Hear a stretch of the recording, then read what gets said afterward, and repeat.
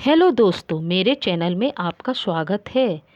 आज हम नदी के द्वीप कविता के बारे में जानेंगे। इसके कविकार सच्चिदानंद हीरानंद वात्स्यायन अगे जी हैं। सच्चिदानंद हीरानंद वात्स्यायन अगे का जन्म 7 मार्च 1911 को उत्तर प्रदेश के देवरिया जनपद के कसिया नामक ग्राम में हुआ।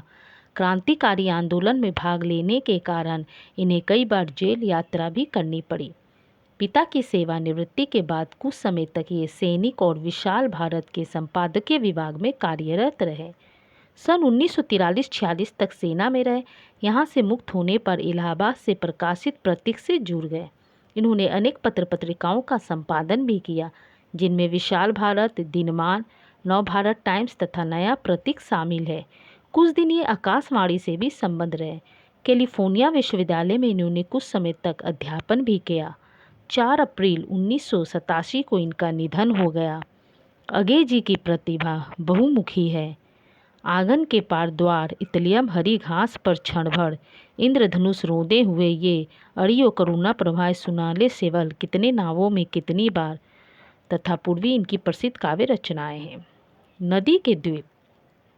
हम नदी के द्वीप हैं। हम नहीं कहते कि हमको छोड़कर स्रोत श्रवणी बह जाए। वो हमें आकार देती है। हमारे कोण गलियाँ अंतरिप उभार से कतकुल सब गोलियाँ उसकी गढ़ी है। माँ है वो, इसी से हम बने हैं, किंतु हम हैं द्वीप, हम धारा नहीं है।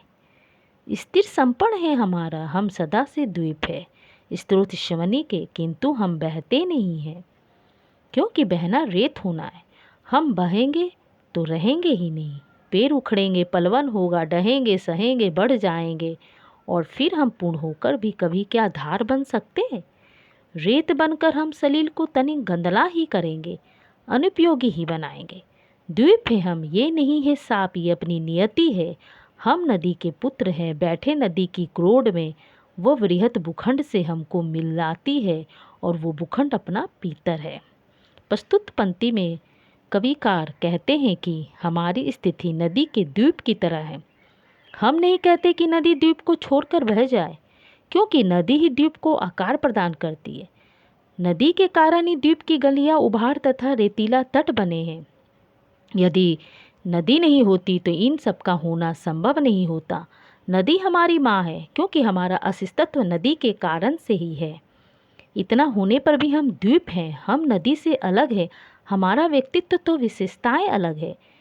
यद्यपि हम नदी के प्रति संप्रीत है, परंतु हम नदी की भांति बहते नहीं हैं, क्योंकि हमारा मानना है कि बहना रेत होने की तरह होता है।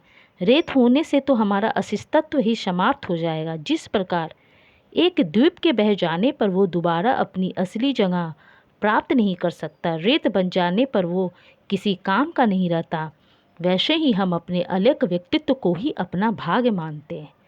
यद्यपि हम नदी के पुत्र की तरह हैं तथा उसी की गोद में बैठे हैं, वही हमें बड़े भूखंड से मिलाती है। कवि भूखंड को अपना पीतर मानता है। भाव यह है कि व्यक्ति नदी से बने द्वीप की तरह है। नदी परंपरा का प्रतीक है तथा भूखंड समाज का। परंपरा ही समाज और व्यक्ति को मिलाती है। यद्यपि द्वीप बड़े भूखंड का ही एक भाग है, पर नदी के कारण उसका अस्तित्व अलग है। वैसे ही व्यक्ति भी समाज का अंग है। सामाजिक परंपराएं उसे विशिष्टता प्रदान करती है तथा समाज का अंग होते हुए भी उसकी विशेष पहचान बनाए रखती है। यदि सामाजिक परंपराएं ना हो तो व्यक्ति की अलग पहचान करना संभव नहीं। अगर आपको मेरी ये वीडियो अच्छी लगी हो तो प्लीज़ इसे ज़रूर सब्सक्राइब करके लाइक और शेयर करिएगा।